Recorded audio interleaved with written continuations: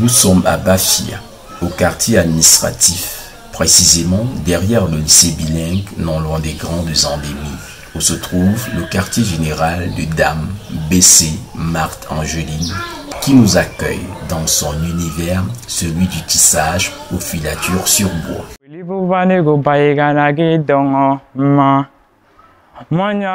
Je fais dans la filature, je tisse les chaises. C'est à l'âge de 17 ans qu'Angeline voit sa vie basculer de manière tragique à cause de la perte de sa vue. Je ne suis pas née comme ça. Je suis tombée malade à l'âge de 17 ans. Je me suis retrouvée, le Seigneur, je ne sais pas si c'est lui, a accepté que je sois à cet état. Face à cet imprévu que lui impose la vie, elle garde la foi. Donc le Seigneur m'a aidé à surmonter la pente. Parce que lorsque je perds ma vue, vraiment, j'étais finie. Je pouvais même me donner la mort comme ça pour rien. Angeline se considère en effet comme le prototype de l'artisane autodidacte inspiré de Dieu. Je ne suis pas partie dans un centre de formation. Un jour, j'avais un ami qui était passé à la maison avec un tabouret tissé. J'ai juste touché comme ça et c'est entré dans ma tête. J'ai demandé à un menuisier de me monter un cadre. Il a fui avec l'argent. Il est entré dans les Sissongo. Je rencontre encore le deuxième. Il me fabrique un cadre qui n'était pas conforme. Ça ne basculait pas bien. Mais j'ai fait avec parce que je voulais vraiment travailler. C'est comme ça que je commence. Je vais à la quincaillerie acheter mes fils. Je suis revenue, j'ai commencé à réfléchir. Je mets comme ça ne donne pas. Je mets comme ça, je cherche. Jusqu'à ce que je me suis retrouvée en train de faire vraiment un travail qui était exemplaire. Quand mon époux était rentré, il a trouvé le travail. Il dit, qui était ici? J'ai dit, personne. Il dit, qui a posé le truc? J'ai dit, c'est mon travail là-bas. Il avait du mal à comprendre. Il n'était pas d'accord, il n'était même pas sûr. C'est quand il m'a trouvé une autre fois en train de travailler. Parce que lui, il y a de temps en temps, il va au village pour se battre aussi au champ. Alors, quand il m'a trouvé en train de travailler, c'est là où il a compris que oui, vraiment, Dieu existe. Quand tu demandes quelque chose à Dieu avec foi, il te donne ça en gros. Parce que si ce n'était pas lui, je ne serais pas assise aujourd'hui en train de vous parler. Je vous dis ça parce que j'ai vu la main de Dieu sur moi. Grâce à sa détermination et sa foi en Dieu, elle parvient à surmonter son handicap. Ils se sont dit qu'en me faisant comme ça, ils m'ont tué. Alors que si on n'a pas arraché le cœur, tant que le cœur bat, tu vis. On est comme ça. Ils me supportent, je le supporte aussi. Guéridon, salle à manger, fauteuil basculant au berceur sont quelques-unes des œuvres d'Angeline. Après environ 5 années d'expérience dans le tissage, elle parle avec aisance de son domaine et des mutations qu'il a connues. Quand il y avait les arbres, le prix du cadre était abordable. On pouvait me faire un cadre même à 20 000, 15 000, 18 000. Mais actuellement, si le bois devient de plus en plus cher, et ça dépend aussi de l'essence du bois. Ce que vous voyez là, c'est du pachi. Et le pachi, c'est le bois le plus cher dans le marché. Le cadre du fauteuil basculant coûte 30 000 chez le menuisier. Donc, il livre ça déjà fini, verni, tout. J'achète le rouleau de fil à 4 000, 4 500. Et ce fauteuil basculant, le berceur que j'ai dit là, me prend 4 rouleaux de fil. Donc, ce n'est pas facile, les prix varient. Je bagarre avec. Juste parce que je ne dois pas dormir, je ne dois pas croiser les bras. Tendre la ficelle comme vous voyez là, il faut le cœur. Parce que je vais prendre l'exemple pour quelqu'un qui tire de l'eau dans le puits. Attacher la corde là sur un seau, jeter dans le puits. Puiser l'eau dans le seau et retirer le seau du puits. Vous allez voir ce que la corde fait sur la main. C'est comme ça que ça fait lorsque je tisse. Donc, il y a beaucoup de difficultés vraiment dans ce travail. Mais je l'ai accepté parce que j'ai eu l'amour de ça. Les portes de l'artisanat sont toujours ouvertes aux personnes handicapées qui viennent souvent s'y réfugier. J'ai entendu parler de ma tante Angéline, qu'elle était déléguée. Je suis venue la rencontrer. Elle m'a dit qu'on pouvait bien travailler ensemble, se battre, parce que la mendicité n'est pas bien. Ou alors croiser les bras, seulement attendre des parents, des frères et sœurs n'était pas bien. Donc, on doit se battre. Peut-être le gouvernement pouvait nous aider d'un niveau à un autre. Donc, on a commencé à se battre. On se bat sur les chaises. On pense aussi à faire un peu sur l'agriculture. On pense à faire un peu sur l'élevage. On pense à faire un peu sur le beurre du cacao. Jusqu'à ce qu'on est à ce niveau.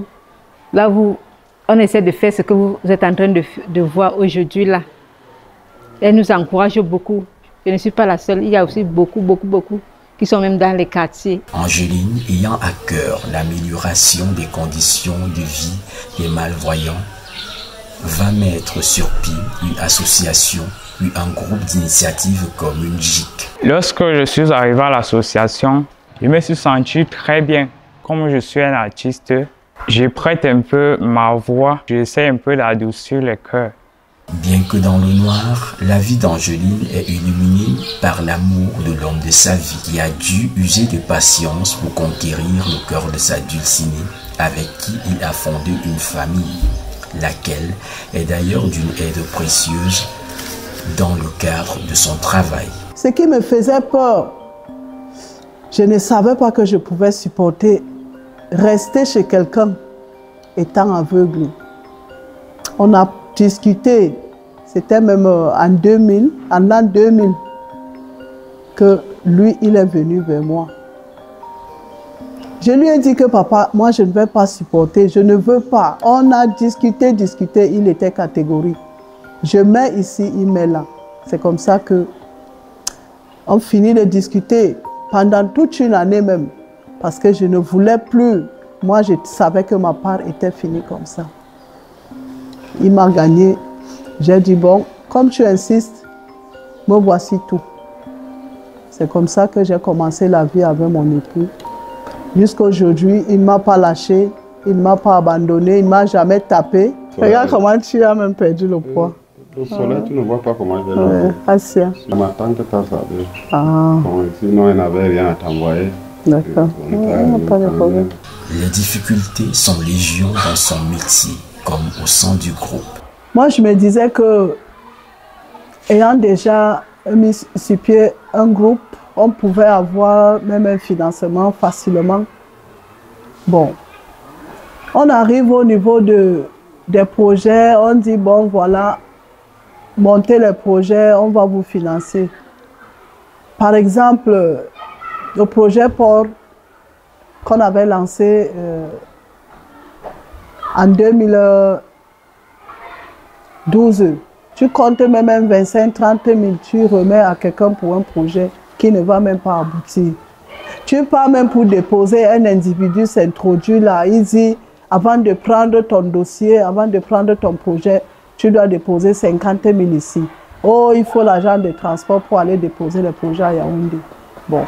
Le projet Téléfoot qui est passé dernièrement, on nous a brusqué avec, vraiment, tu n'avais pas les pieds, tu rampes même avec le ventre. On était obligé de vider même nos caisses parce qu'on était sûr que non, ça va donner. Tu pars déposer, on t'exige une carte, une clé USB. Il faut télécharger tout dans la clé. Tu pars déposer, tu tends les oreilles. Jusqu'à présent, rien. Vraiment, ça ne va pas. Par rapport même à la transformation, si on ne se bat pas, qu'on vend peut-être la méthode de porte à porte, ou bien dans les marchés, on se balade avec là-bas, ou même on prend comme ça, là, on donne à quelqu'un qui peut nous lancer même 5 000 pour une bouteille, on se contente avec. Le champ même, Tu pars comme ça là, tu es même exposé, tu n'as même pas le matériel qu'il faut. Pour nous qui ne voyons pas comme ça, nous avons besoin des bottes, des gants, mais on est obligé de travailler comme ça, exposé au danger. Tu as même quelque chose à vendre comme ça là. Parfois, quelqu'un se tient là, il dit que hey, je ne peux pas consommer ceci parce que ça sort des mains d'une personne, d'un ou d'une aveugle. Nous sommes des personnes à part entière. Tu peux naître comme ça. Tu es bien portant. En roulant même dans la voiture fait l'accident avec toi, tu deviens aveugle ou handicapé moteur. Comme moi j'étais devenue là, je ne suis pas née comme ça. Donc vraiment, il faut que les gens enlèvent dans leur tête que parce que c'est un ou une aveugle qui a fait frire peut-être les beignets, on ne peut pas manger parce qu'elle ne peut pas bien faire ça. Ça dépend de la formation que tu as reçue. Un lendemain meilleur est possible pour Angeline et ses pairs, à condition que la société porte un regard différent sur la personne handicapée, que les nombreux abus à leur égard cessent et que des actes forts soient posés à leur endroit. J'invite vraiment les personnes de bonne foi à nous venir en aide. Les autorités, les élites, externes comme internes, la mairie surtout, puisque l'association recouvre tout le Grand Bam, Mbaminou, Bumbam et Kim. Logique, lui, est localisé à Bafia. Donc vraiment, j'invite nos mairies à penser à nous. La Bible dit, apprends à l'enfant à pêcher. Du poisson, ne lui donne pas du poisson chaque jour à main. Nous voulons vraiment devenir autonomes, nous aussi. Résoudre nos problèmes sans toutefois compter sur quelqu'un. Je la remercie beaucoup parce que je sais qu'à travers elle, beaucoup de gens dans le monde entier, et puis peut-être Dieu pourra mettre la main et beaucoup pourront aussi nous aider.